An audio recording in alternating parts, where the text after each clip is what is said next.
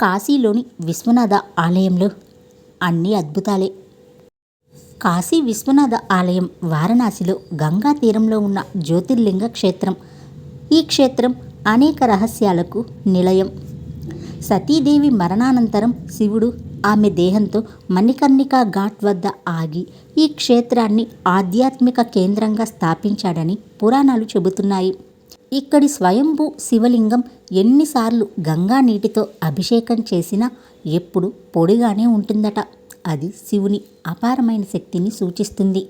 జ్ఞానవాపి బావి శివుడు సృష్టించిన మోక్షదాయక కేంద్రం.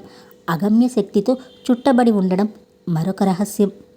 ఇలా ఎన్నో ధ్వంసాలను తట్టుకుని పునర్నిర్మాణమైన ఈ ఆలయం శివుని అవినాశీ రక్షను చాటుతుంది.